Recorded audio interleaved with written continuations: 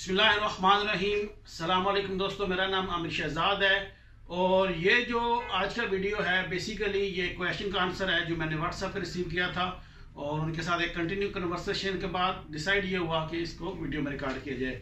Basically method बहुत simple सा है और रेगुलर यूज़ होता है बिल्डिंग में कि अगर हम लोग किसी बिल्डिंग के कॉलम के ऊपर रेफरेंस लेवल लगाते हैं तो वो कैसे लगाते हैं।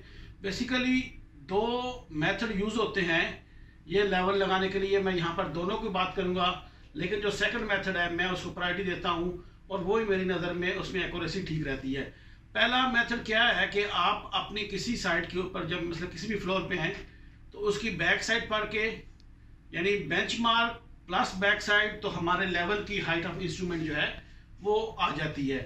तो उसके बाद हमें कोई भी लेवल रिक्वायर्ड होता है, मसलन 1 मीटर ऊपर रख के या 2 मीटर या 3 मीटर जितना भी, वो लेवल हम उसके हाइट ऑफ इंस्ट्रूमेंट से माइनस कर देते हैं तो वो हमारा उस तरीके से लेवल लगा सकते हैं। मसलन उसके लिए क्या करूँगा, फॉर एग्जांपल अगर मेरे पास ये फ़र्ज़ करते हैं कि ये मेरा बेंचमार्क है और यहाँ पर मैं अपना स्टाफ रखने के बाद अपने लेवल से रीडिंग पढ़ता हूँ, जो भी रीडिंग आती है। फॉर एग्जांपल मैं कहता हूँ कि इसकी एलिवेशन 100 है और मैंने लगभग 1 मीटर के ऊपर इसकी रीडिंग पढ़ी है और ये 1 मीटर पे रीडिंग पढ़ने के बाद मेरी हाइट ऑफ इंस्ट्रूमेंट हो जाएगी 101।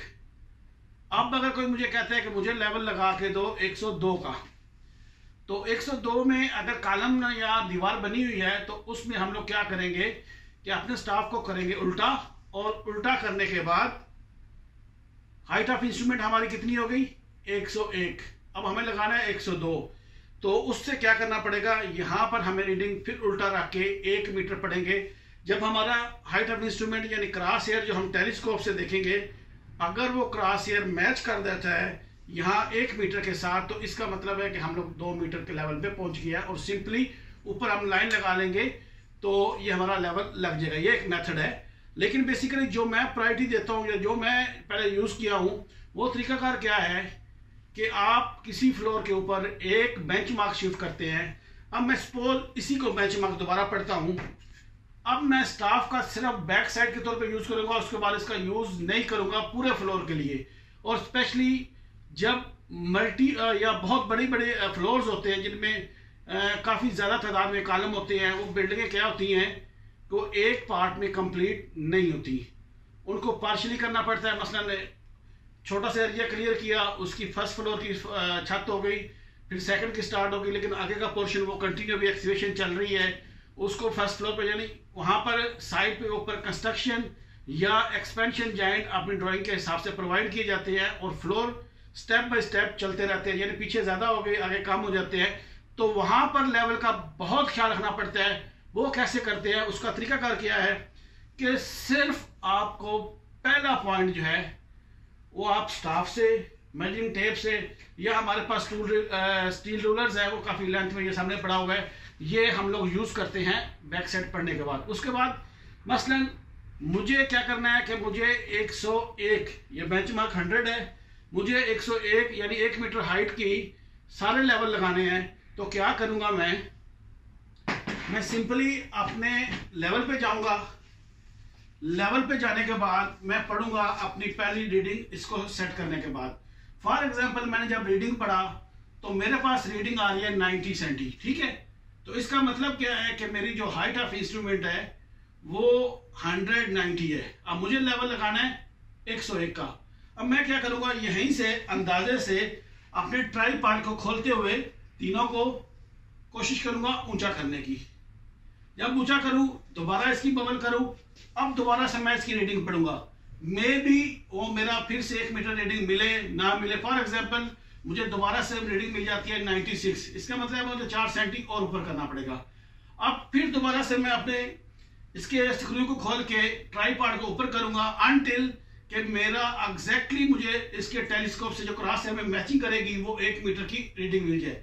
अब जैसे ही मुझे 1 मीटर की रीडिंग मिल जाएगी उसके बाद मैं क्या करूंगा, अब स्टाफ का काम खत्म।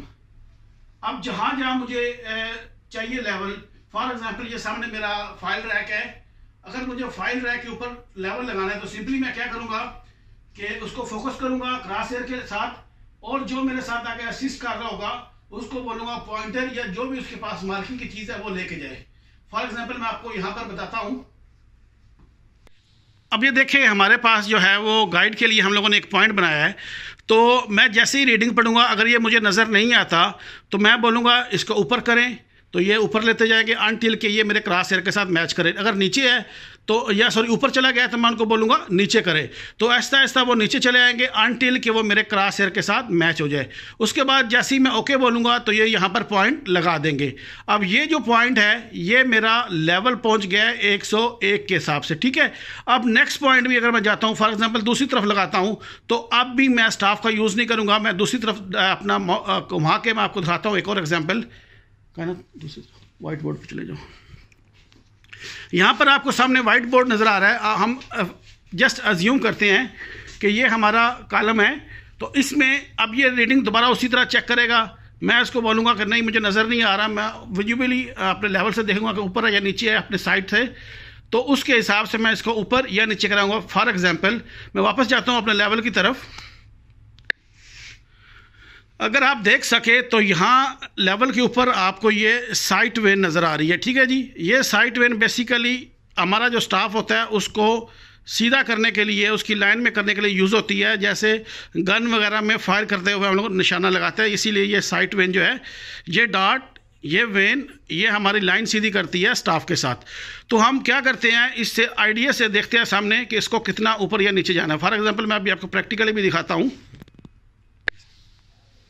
अब मैं क्या करूंगा, फॉर एग्जांपल मैं यहाँ पे सामने आता हूँ, मैं अंदाजे से पहले देखता हूँ और मुझे नज़र आ जाएगा कि वो नीचे है या ऊपर है, तो मैं उसको सिंपली साइन से या बोल के कह सकता हूँ कि ऊपर करो अनटिल कि वो मेरे टारगेट के सामने आ जाए। जैसे ही वो मेरे टारगेट के सामने आएगा तो मैं अपनी आई को टेलीस्कोप में ले जाऊँगा, उसको फोकस करूँगा। सबसे पहले फोकस जब मुझे क्लियरली मेरा क्रॉस हेयर नज़र आएगा, तो जब क्रॉस हेयर नज़र आएगा तो उसके बाद मैं बोलूँगा पॉइंटर को ऊपर या नीचे लेके आओ अनटिल के वो अपने टारगेट पे पहुंच जाए। तो जैसे ही वो अपने टारगेट के पहुंच जाता है तो उसके बाद वो पॉइंट मार्क कर सकता है। और ये बेस्ट तरीका है, क्योंकि क्या होगा कि हमने मल्टीपल कॉलम के ऊपर सेम लेवल लगाया। अगर आप स्टाफ से लगाओगे पकड़ के तो हो सकता है पॉसिबल है ये कि यही पॉइंट जो हम लोगों ने मार्कर से लगाया था ये पकड़ते हुए स्टाफ हो सकता है टेढ़ा हो जाए, या हो सकता है मार्किंग करने वाले से बंदे से गलती हो जाए। लेकिन जो सेकंड मेथड मैंने बताया उसमें क्या है कि आपको नजर आ रहा है कि क्या हो रहा है, तो इस सूरत में आप एक्यूरेसी के साथ लेवल मार्क कर सकते हैं।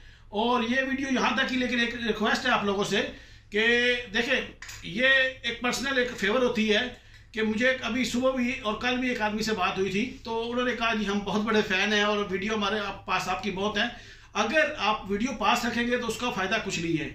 कम से कम जो वीडियो हम अपलोड करते हैं उसको एक बार लाजमी पूरा देख लें। उससे क्या होगा, आपको बेसिक कंसेप्ट हो जाएगा। उसके बाद आप उसको डाउनलोड कर रखें, जहाँ मर्जी करें, वो इशू नहीं होता। क्योंकि मैं पिछले 6 साल से यूट्यूब पे काम कर रहा हूँ और मेरे मोर देन 500 वीडियोस हैं। बहुत सारे कमेंट्स ऐसे होते हैं जो 5 साल या 4 साल पहले के वीडियो पे आते हैं, उनका प्रॉपरली रिप्लाई देना थोड़ा सा मुश्किल हो जाता है कि उस वक्त क्या बात हुई थी। तो या तो आप कमेंट्स जो है वो क्लियरली लिखा करें, और दूसरा अगर आप एक बार देख लेंगे तो आपको कंसेप्ट हो जाएगा कि ये क्या चीज़ है, तो उसी वक्त रिप्लाई करना आसान होगा। तो आज का वीडियो मैं यहाँ ही रोकता हूँ। एक और इसी तरह सिमिलर क्वेश्चन है, उसका रिप्लाई मैं नेक्स्ट वीडियो में दूंगा। तो अपना बहुत ज़्यादा ख्याल रखिएगा। अल्लाह हाफिज़। इसी को रहना था इधर ही।